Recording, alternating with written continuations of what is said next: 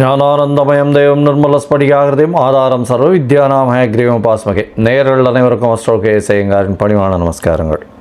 வக்ர சனி நிவர்த்தி பலன்கள் மேஷம் முதல் மீனம் வரை 4/11/2024 6/3/2024 வரலும் உண்டான நாட்களில் சனி பகவான் கும்பராசியில் வக்கரகதியில் இருந்த சனி பகவான் வக்கர நிவர்த்தி அடைகிறார். சனி பகவான் என்று சொன்னாலே எல்லாருக்கும் அவர் கர்மகாரகன், ஆயுள் காரகன், உடல்நிலையை பாதிக்கக்கூடியவர், வேலையில் மாற்றத்தை ஏற்படுத்தக்கூடியவர். அதாவது துலாத்தில் உச்சம் பெறுறதுனால எல்லாவற்றையும் சமமாக எடுத்துக்கொண்டு அதாவது நன்மைக்கு உண்டானதை நன்மையாகவும் தீமைக்கு உண்டானதை தீமையாகவும் கொடுக்கக்கூடியவர். சனி பகவானை பொறுத்தவரையிலும் பார்த்தலையானால் அந்த சனி என்ற கோள் ஒரு இருட்டான கோள். அதனால் சூரியனுக்கு சமசப்தமம் அப்படின்னு சொல்லக்கூடிய 7ஆம் இடத்தில் அவருடைய ராசிகள் வருது. 6, 7 மறைந்த இடமும் 7ஆம் இடமான எதிரான 180 டிகிரியிலையும் சூரியனுக்கு உண்டான சிம்மத்திலிருந்து வரக்கூடியதுனால மகரம் கும்பம் அவருடைய ராசியாகும். மேஷத்தில் சூரியன் எந்த இடத்தில் உச்சம் பெறுகிறாரோ அதில் நீச்சமாகவும், சூரியன் நீச்சம் பெறக்கூடிய துலாத்தில் அவர் உச்சமாகவும் இருக்கக்கூடியது.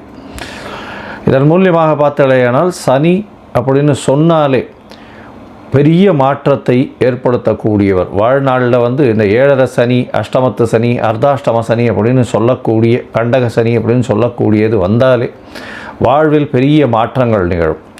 அவர் ஒரு ராசியிலிருந்து அடுத்த ராசிக்கு போகிறதுக்கே 2.5 வருஷம் ஆகும். இந்த காலகட்டத்தில் இப்போ கிட்டத்தட்ட ஒரு 6 மாதமாக ஒரு வக்கரகதியில் இருந்துட்டார். அவர் 3-4 மாதமாக வக்கரகதியில் இருந்துட்டார். இந்த காலகட்டத்தில் பார்த்தலையானால் ஒரு பெரிய மாற்றங்கள் நிகழ்ந்து திருப்பியும் வக்கர நிவர்த்தி ஆகக்கூடிய காலகட்டமாக அமையிறது. இந்த வக்கர நிவர்த்தி காலத்தில் பார்த்தலையானால் சனி பகவான் கும்பத்தில் ஆட்சி பெற்று போயிருக்கார். வக்கர நிவர்த்தியில் சதய நட்சத்திரத்தில் இருக்கார். இந்த காலகட்டத்தில் 2026 3ஆம் மாதம் 6ஆம் தேதி வரலும் பார்த்தேன்னா, அதாவது மார்ச் 6ஆம் தேதி வரலும் சனி பகவான் வாக்கிய பஞ்சாங்க பிரகாரம் கும்பத்தில் இருக்கிறார். அதற்கு பிறகு அவர் மீனத்துக்கு போகிறார். இந்த காலகட்டமான இந்த 2024 நவம்பரிலிருந்து மார்ச் 2024 வரலும் பார்த்தலையானால் சனி பகவான் மாற்றத்தில், அதாவது கும்பத்தில் இருக்கும் காலகட்டத்தில் குருவின் மாற்றங்களும் அதை தவிர ராகுவின் மாற்றமும் நடைபெறுகிறது. ராகு பகவான் மாறக்கூடிய காலகட்டம் அப்படின்னு பார்த்தோம்னா 2025 4ஆம் மாதத்தில் மாறுறார். ஏப்ரலில். மே மாதத்தில் மே 2025 குரு பகவான் மாறுறார்.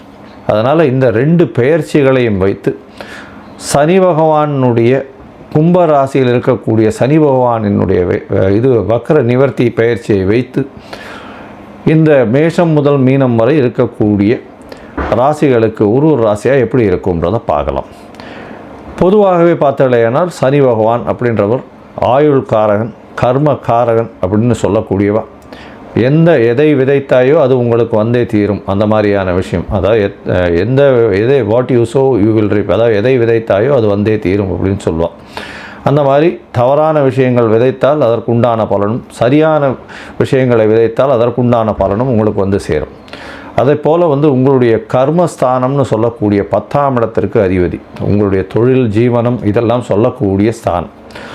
இந்த ஸ்தானத்திற்கும் அதிபதி காலபுருஷ தத்துவத்தின் பார்த்தீங்கன்னா காலபுருஷ தத்துவத்துக்கு 10-11 அதிபதி அப்படின்னு சொல்லக்கூடியவர். அதாவது மகர கும்பம்னு சொல்லக்கூடியது சனியினுடைய வீடு. அதனால் உங்களுடைய தொழிலின் மூலியமாக அடையக்கூடிய லாபத்தையும் குறிக்கக்கூடியது. தொழிலில் மாற்ற ஏற்றங்கள் இறக்கங்கள் வரக்கூடியதை சொல்லக்கூடியது. பெரிய ஏற்றமோ பெரிய இறக்கமோ வரக்கூடிய காலகட்டமாகவே வரும். பொதுவாக இந்த 7.5 சனி வந்தாலே எல்லாருக்குமே ஒரு பயம் இருக்கும். 7.5 சனியாக இருந்தாலும் சரி, அஷ்டமத்து சனியாக இருந்தாலும் சரி, அர்த்தாஷ்டம சனியாக இருந்தாலும் சரி, ஒரு பெரிய பயம் இருக்கும். ஏதாவது ஒரு பெரிய மாற்றம் வந்துடுமோ அப்படின்னு. யார் ஒருவர் நேர்மையான வகையில் அவர்களுடைய வியாபாரமோ அவருடைய விஷயத்தில் இருக்கிறார்களோ அவர்களுக்கு சனி பகவான் எந்த ஒரு பிரச்சனையும் கொடுப்பதில்லை.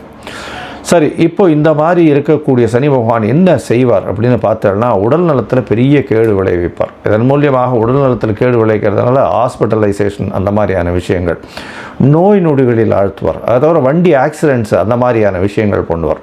அது தவிர பார்த்தாலேயானால் தேவையற்ற பதார்த்தங்கள், தேவையற்ற இந்த ஆல்கஹால் கன்சம்ஷன், அது தவிர தேவையற்ற போதைப் பொருட்களுக்கு ஆளாவது, அந்த மாதிரியான விஷயங்களை ஏற்படுத்துவார்.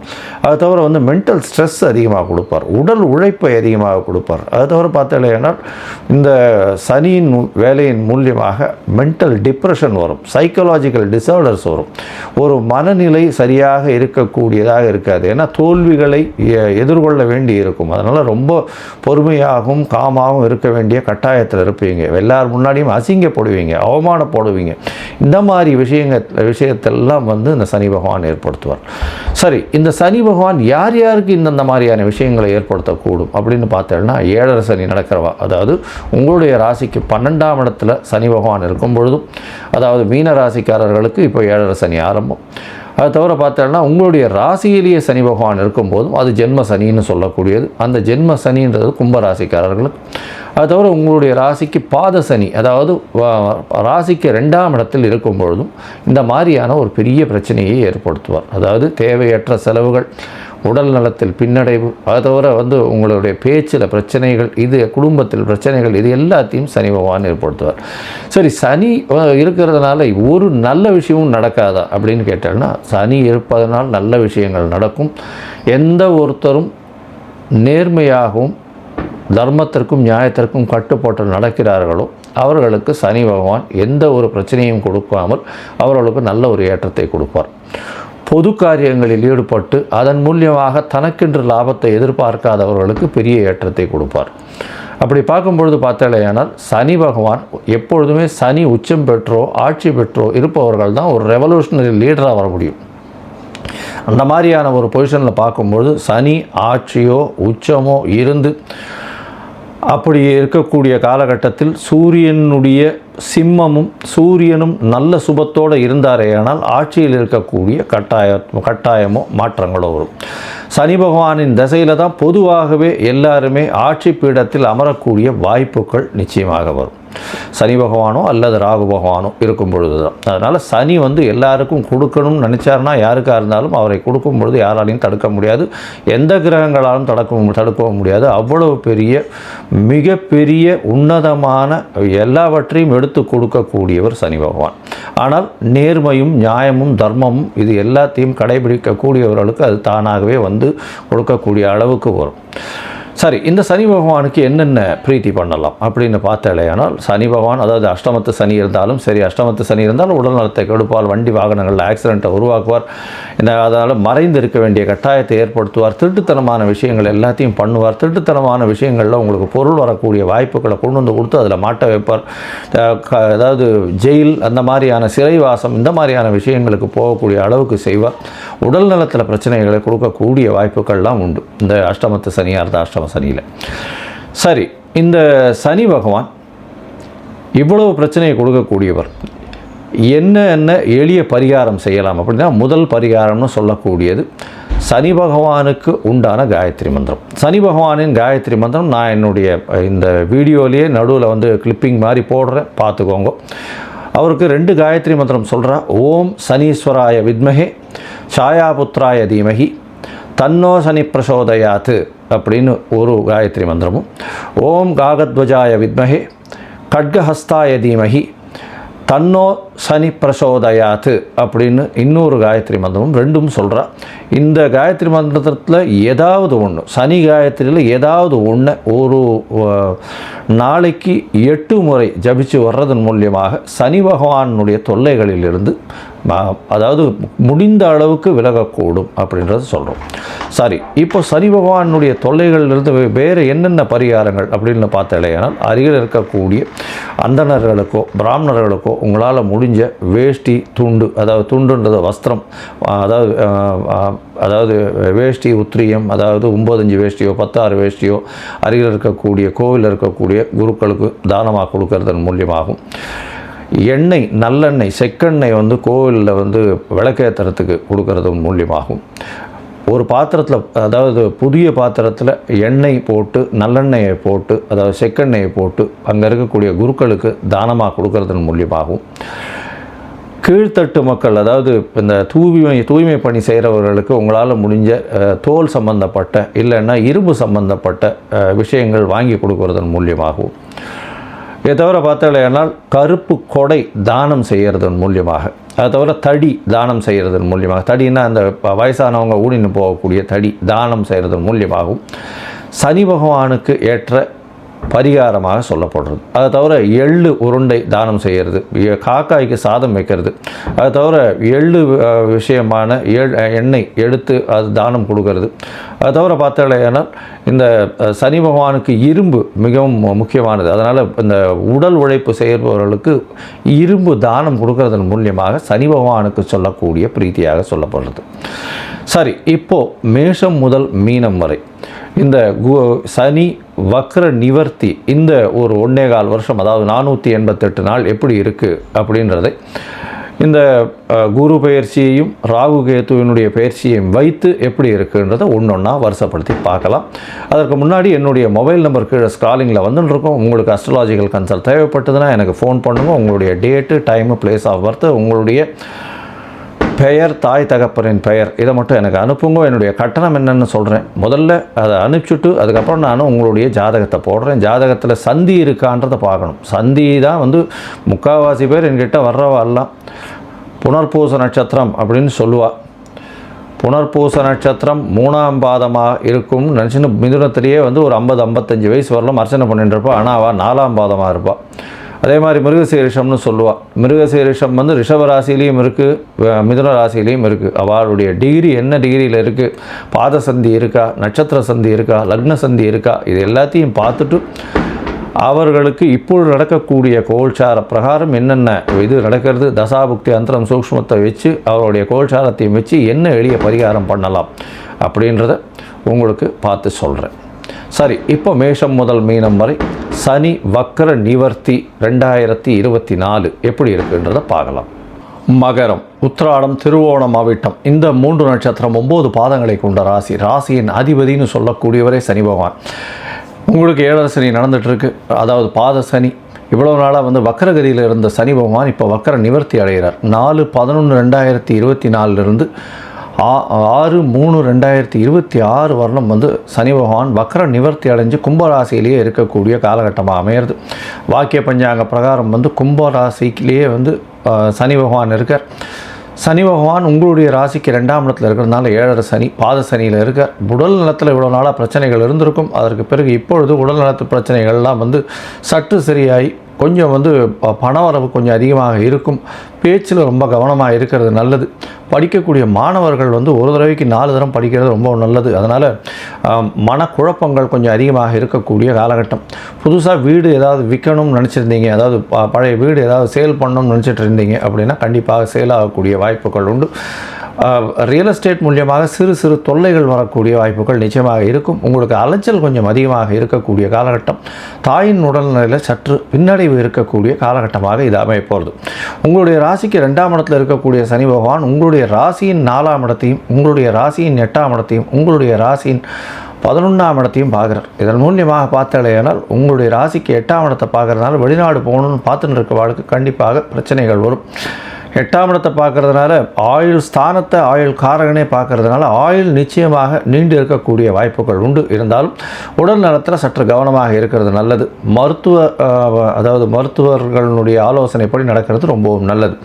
உங்களுடைய ராசிக்கு பார்த்தாலேனால் 4ஆம் இடத்தை சனி பகவான் பார்க்குறார். 4ஆம் இடத்தை சனி பகவான் பார்க்கும்பொழுது படிக்கக்கூடிய மாணவிகளுக்கு சற்று அதாவது மன கிளேசங்கள் இருக்கும். மைண்டில் உட்காராது எதுவுமே, அந்த மாதிரியான பிரச்சனைகள் இருக்கக்கூடிய காலகட்டமாக அமைய போகிறது.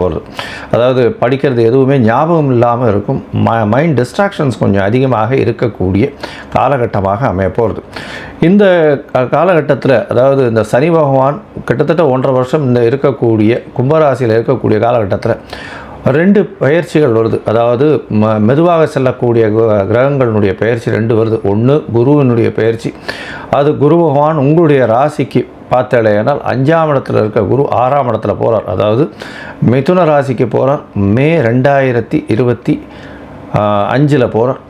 ராகு கேத்துவின் பயிற்சி இருக்குது. ராகு பகவான் உங்களுடைய ராசிக்கு 3ஆம் இடத்துல இருக்கவர், 2ஆம் இடத்துக்கும் 8ஆம் இடத்துல கேத்து பகவானும் வரார். அதனால் வந்து இந்த காலகட்டத்தில் பார்த்தோம்னா 2ஆம் இடம் அப்படின்னு சொல்லக்கூடிய, அதாவது தனம் வாக்கு குடும்ப ஸ்தானத்தில் சனியும் ராகுவும் இருக்கிறதுனால தொல்லைகள் குடும்பத்தில் இருக்கக்கூடிய வாய்ப்புகள் உண்டு. பேச்சில் கொஞ்சம் ஜாக்கிரதையாக இருக்கிறது ரொம்ப நல்லது. பணவரவிற்கு பஞ்சம் இருக்காது, அபரிமிதமான ஏற்றங்கள் இருக்கும். பணவரவில் பிரச்சனைகள் இருக்கிறதுக்கு வாய்ப்புகள் கம்மி இருந்தாலும் இந்த குடும்பத்தில் சச்சரவுகள் இருக்கக்கூடிய காலகட்டமாக அமையும்.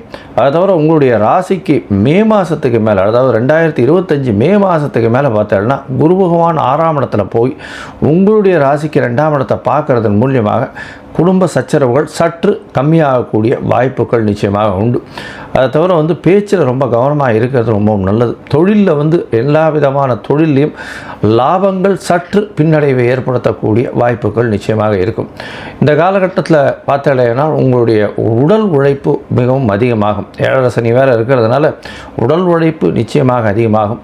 வேலையில் வந்து டிரான்ஸ்ஃபர்ஸ் இருக்கும், புதிய வேலை கிடைக்கக்கூடிய வாய்ப்பு, மாறுதல்கள் இருக்கக்கூடிய வாய்ப்பு, உங்களுடைய முதலாளிகளுடன் சற்று என்னது எதிர்ப்பான போக்கு செல்லக்கூடிய வாய்ப்பு, உங்களுடைய அதாவது மேனேஜர்னு சொல்லுவோம் இல்லையா, உங்களுடைய ஹையர் அஃபீஷியல்ஸ் கூட வந்து ஒரு நல்ல ஒரு அந்யோன்யம் அண்டர்ஸ்டாண்டிங் இல்லாமல் இருக்கக்கூடிய காலகட்டமாக இந்த காலகட்டம் அமைய போகிறது. உங்களுடைய உடல் நிலையில் நல்ல ஒரு ஏற்றம் தெரியும். ஏன்னா இவ்வளோ நாளாக வந்து வக்கரகதியில் இருந்த சனி பகவான் வக்கர நிவர்த்தி ஆகிறதுனால உடல்நிலையில் ஏற்றம் தெரியக்கூடிய காலகட்டமாக அமைய போகிறது. இந்த காலகட்டத்தில் பார்த்தீங்கன்னா 8ஆம் இடத்துல கேத்து இருக்கிறதுனாலையும் சனி பகவானால் பார்க்கப்படுறதுனாலையும் அதாவது வீட்டை விட்டு வெளியில் சென்று இருக்க வேண்டிய காலகட்டமாக அமைய போகிறது. இருந்தாலும் வெளிநாடு போகக்கூடிய பாக்கியம் நிச்சயமாக இருக்காது.